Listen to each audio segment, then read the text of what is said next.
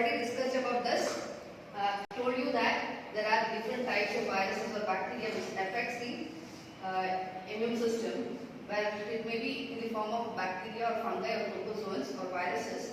It is called as macromolecules, macromolecular products, and that can affect the host. Okay, so when the host is affected, the host will, how they show the response towards the bacteria is by producing immunoglobulin, that is antibody, right? So that is how the protective response is seen. This slide I have shown you in the online class itself, and you have to know what is immunus, which is in Latin it means exempt or safe, and immune system, it's a cell and a molecule which shows the responsible for immunity, which we call it as immune system.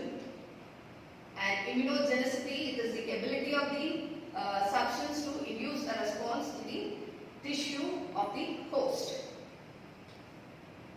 So coming on to how the antigens and antibody plays a major role in the immune system, we should know what are antigens. Antigens, these are the substances which stimulate the immune system to produce antibody. So when the antibody is produced, it starts forming a response against those antigens. Antibody is a complex globular glycoproteins which is synthesized in response to the antigen, which is causing disease. So coming on to the historical point of view, Thucydides is the earliest written reference, that is in the year of 430 BC, where when the plague was seen in Athens. Only those who had recovered from plague could nurse the sick, since they would not contract diseases a second time. So they show a secondary immune response. As you know about what is primary immune response and secondary immune response. Primary immune response is when an antigen enters the body, they will start producing plasma cells. B cells will recognize them and they will start producing plasma cells and memory cells. Right? So plasma cells which produces the antibodies, and they are said to be the factory of antibodies. They will start producing antibodies against those antigen which has entered, like first entry. Okay. Then the secondary immune responses, this will be memorized by the memory cells. What is that? They will start producing antibodies against the same antigen if it comes inside. So that is what it is given here. Only those who had recovered from plague could nurse the sick, since they would not contract disease second time. So in the 15th century, first they recorded the crude attempts to induce the immunity, that is done by Chinese and Turks, where shamans, shamans have told you that it's healers. Okay, scab of dry dust of smallpox ulcers were powdered and they were introduced into a healthy person, into the scratch in the skin or inhalation into the nostril. Then the person started developing resistance to that. How he started developing resistance is, again, it was first told by Edward Jenner. So Edward Jenner was called as father of immunology because of his work where he come up with a vaccination against smallpox. This was the first work done, hence he was called as the father of immunology. And that was in the year 1798. Here the names to remember is Edward Jenner, who is from Gloucestershire, established method, like it's a place where like 2 years, 20 years for preventing occurrence of disfiguring and often fatal disease, smallpox. So for that work he did for 20 years, then he come up with the vaccination against smallpox. So the other dates to remember here is May 14, 1796, where he did inoculation of cowpox, and July 1st, 1796, where he did inoculation of smallpox. Cowpox, then smallpox. You know how he did his work. You know? No? First, he collected us from the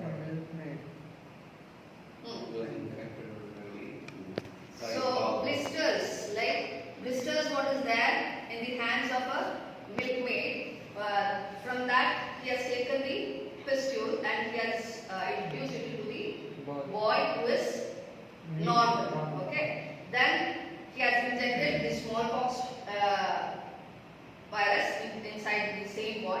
So there he found out that the person with cowpox will never get smallpox, hence it is resistant towards that.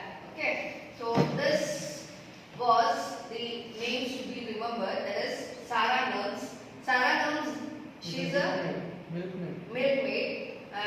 She is the one who started screaming like, I got smallpox and I am resistant towards cowpox. That made him to think that, can I work on that? Then he came up with this inoculation work that was done on James Webs. Okay, it is a boy. 15-year-old. Yeah, 14-year-old boy. Yes. So this is how the smallpox was seen. Like you can see a pockmarked face, right? Completely. And this is a lady with smallpox. And after chlorine, like you can see the marks on the face. So eradication of smallpox was seen in the magazine of World Health Organization, that is in the year 1980. So eradication, like smallpox is dead, and after that the smallpox is not seen in the world. Okay. So the next person we remember is about 1881 is Louis Pasteur, who has worked, as you people know, he has worked on what and all? Pasteurization. He has come up with a vaccine for rabies, right? And again, he, with his student, has worked on chicken cholera. Okay, so he proved vaccination provided protection immunity to fowl cholera. How he did this is, like, he asked his student to work on fowl cholera, and that person, he went for a holiday where when he came back, he found that the bacteria what he has kept, that was like that was like, first he injected that bacteria into a fowl like chicken. So there he found that that was the old strain. Okay, there was no reaction, what you can see. Then in the second time he introduced the second set of chicken with same freshly prepared cholera virus. So you can see that there is like the chicken which was inoculated with first set of virus, that was resistant towards the freshly prepared one, and the second set, it was completely dead. That made him to think that this chicken cholera, like first strain, what was there, that developed that was a small, I mean, what you can say, mild version of the virus. So it was causing resistance towards the freshly prepared one. That is same work like what Jenner has done. Okay, so that was the work done by Louis Pasteur. And the mechanism of how it worked was unknown, because the Chamberlain has, when he left out for a holiday, that work was not completely known. Okay. So in 1883, it was Ellen Menchenkopf, where he observed certain WBC cells will ingest microbes and phagocytes thus constitute the immune cells. So WBC cells can fight against bacteria was done by this person, is Ellen Menchenkopf.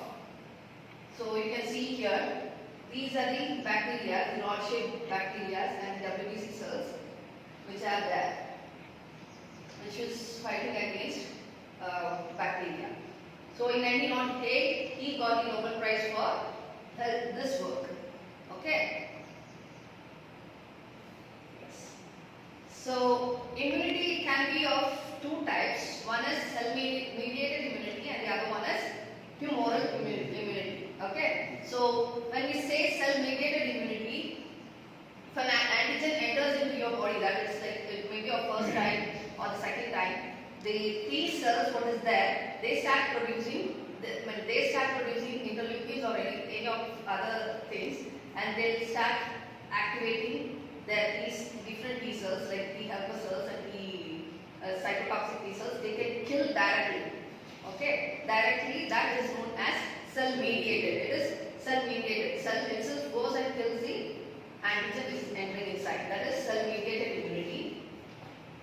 And in 1890, that is Emil von Behring and Shibasato Hitasato, they worked like serum from animals which was previously exposed to pathogens.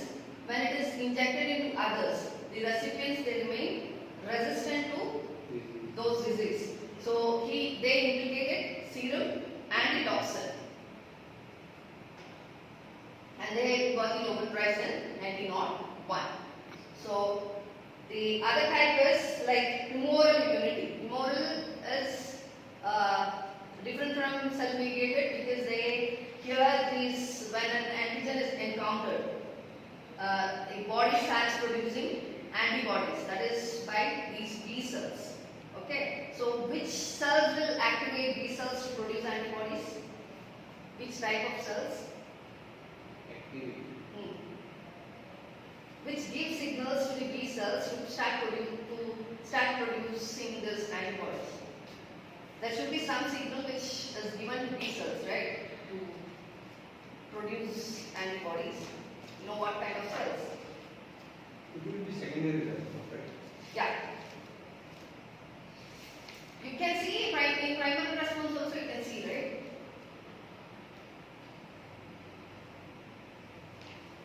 It is T cells which will in that T cells you have T helper cells, T cytotoxic T cells, and I have told you about suppressor T cells also when we were in second semester.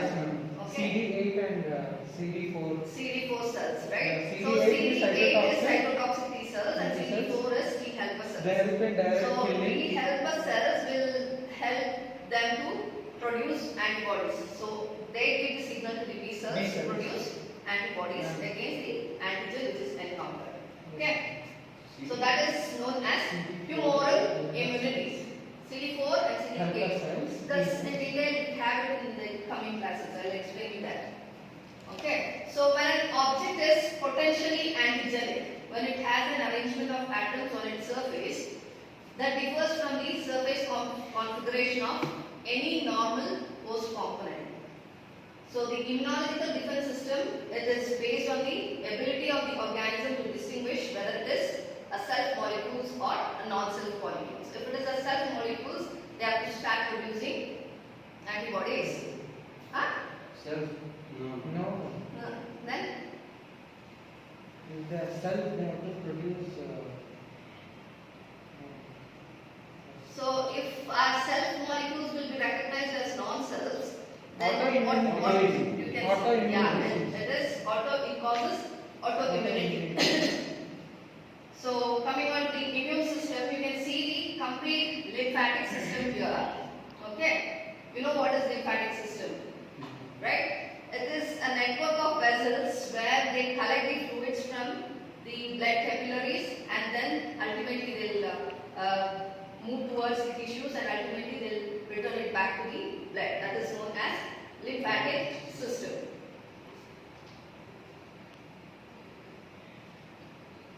So coming on to two different types of immunity. You have innate immunity and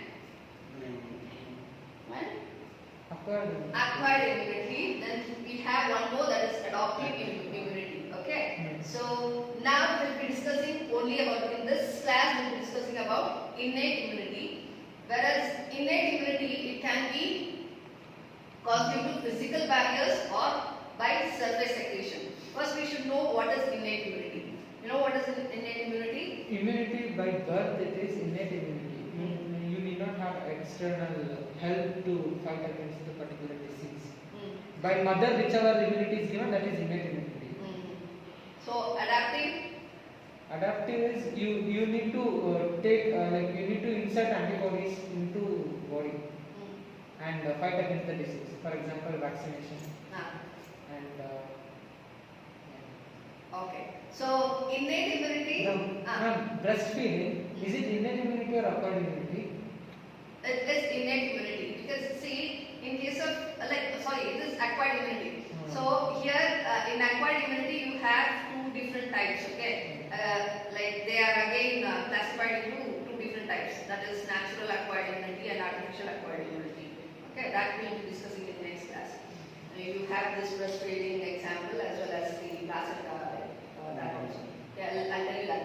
So here innate immunity is which is by birth. By birth we are getting some immunity towards the any of these microbes, bacteria or anything. Okay. So of that matter. So it can be by this physical barriers as well as physiological barriers. We can also call that innate immunity as like genetic immunity, our own genes, like immunity. Can we call like that in sense? No. We cannot call like that. Genetic immunity we can't call like that. Okay? Yeah. So this can be called as non-specific immunity. Okay? So there you have this, as I told you, you have a physical barrier, physiological barrier, microbial antagonism. Then there are some chemical barriers too, and we'll discuss in the coming slides. Okay. So physical barriers and surface secretion. Here you can see the structure of what is this? Skin anatomy, right? So the skin, the epidermal skin, which has the 4 layers. Okay, those 4 layers are, you have the horny layer that is on the surface, and you have a spinous layer, and these are spinous layer, and hairy or horny layer which is outside the epidermal growth, and you have glandular layer as well as the basal layer. Okay, so outer thinner epidermis which has several layers. Here the several layers are 4 layers: horny, spinous, glandular and basal. So these form the packed epithelial cells. Okay, so outer epidermal layer, that is the horny layer, which has a dead cells filled with keratin, which is a waterproof. Okay, so that can protect the entry of microbes inside the body. And inner thicker epidermis, inside the dermis layer, you have these blood vessels, sweat glands, hair follicles, as well as sebaceous gland. You know what is the role of sweat gland, right? What the sweat glands will produce? Sweat. Sweat, right? Sweat glands will produce sweat. Sebaceous gland will produce sebum. Okay, so sweat glands will, as they produce sweat, you have the lactic acid, oleic acid in the sweat, which can kill the bacteria when it is entering our body. Okay, so sebaceous glands which are not seen in the portions like feet as well as your heel. So that is the region where you will get some infections, right? Because it is because of fungicidal or bactericidal infection, hence that is because of they don't have this sebum in them. Okay, all other parts you have sebum, hence they are protected by our sebaceous gland. Okay, yeah. So sebaceous gland, which again produces sebum, it also contains lactic acid as well as oleic acid. Okay, and there is an example which is known as dermicidin.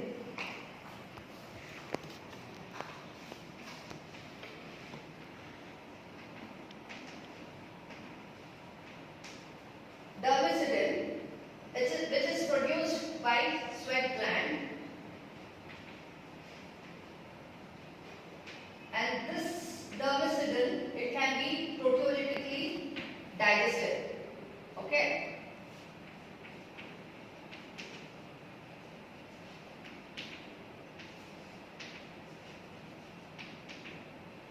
Proteolytic digestion, it starts producing what?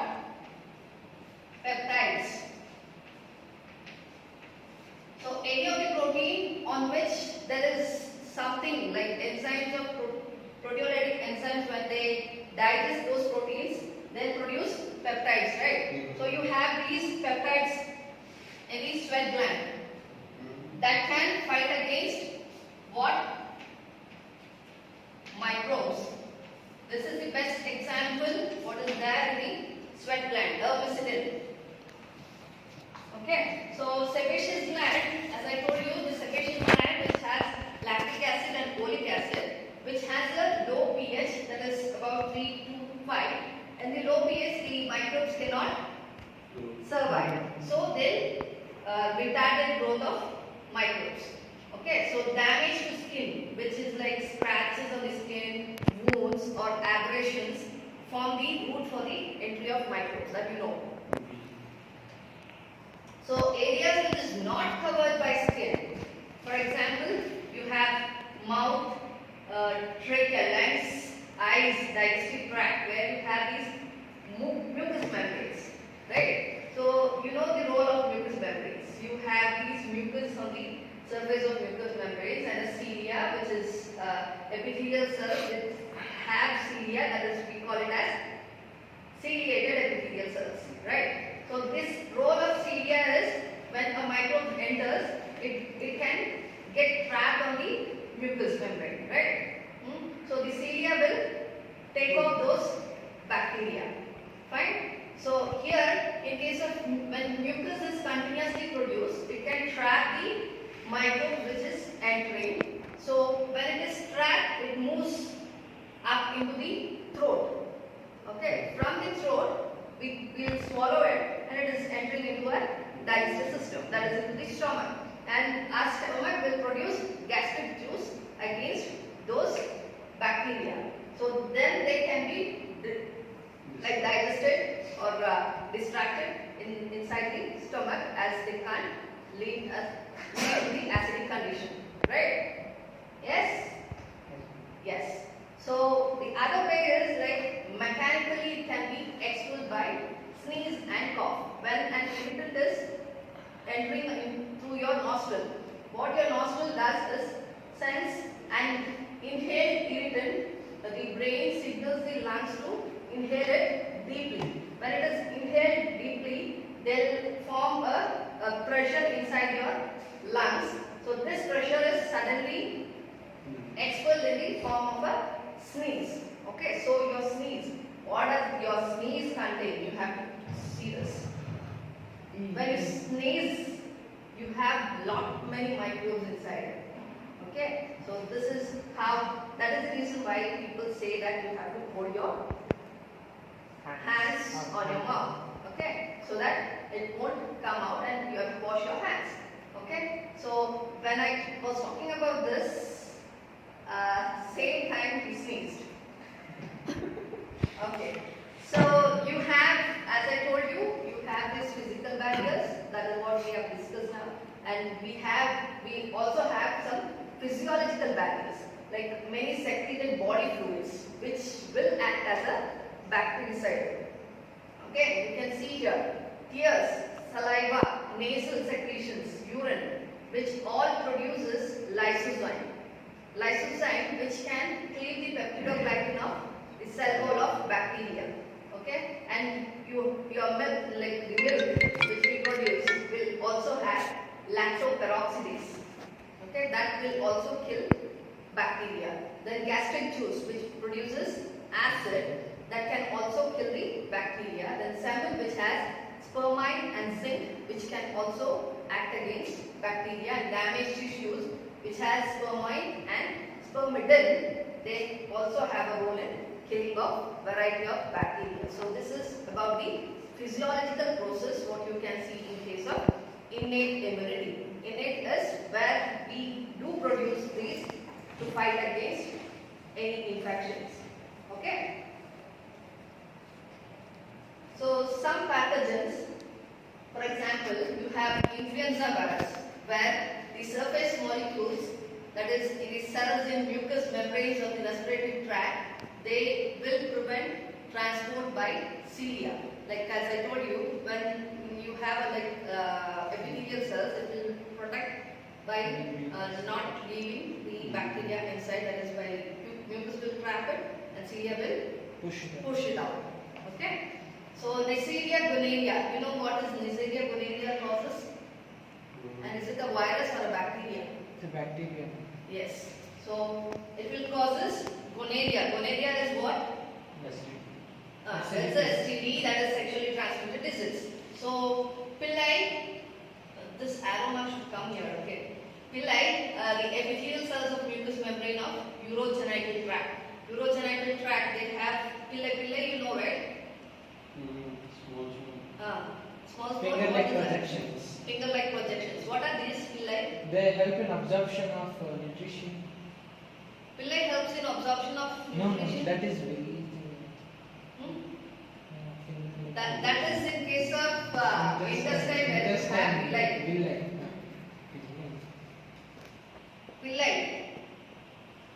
Same as I think mucus or cilia and Same as that, they help in the movement, okay, bacterial movement. But you have a specific pillars which helps in what? Conjugation. That is known as sexduction, right? Do you remember the class done by Tejas? For conjugation? Yes, ma'am. Yes. Genetics.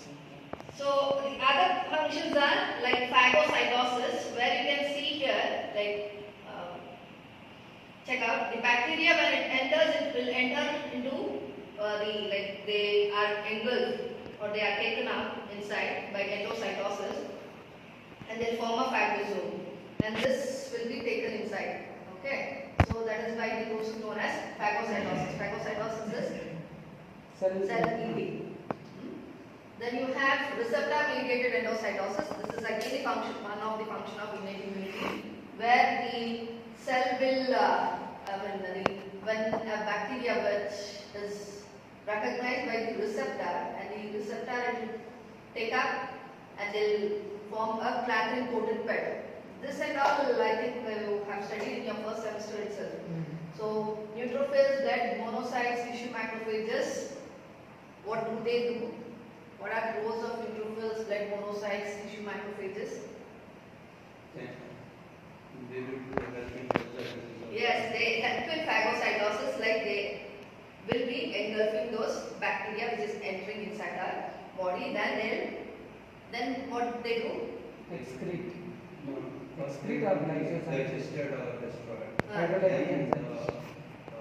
remaining part will be either used as antigen presenting or Yeah, after for example, if you have a macrophage, they'll engulf it and they'll make those proteins into peptides. So that peptides will be exposed on the surface of macrophages, then we call it as APCs. I'll explain you when we discuss about that.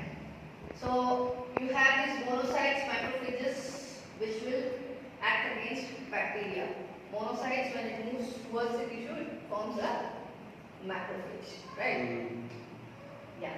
So other chemicals are fibronectin, beta-lysine, and other cationic peptides like leucins, placins, phagocytin, and interferons. They do all have the role in innate immunity.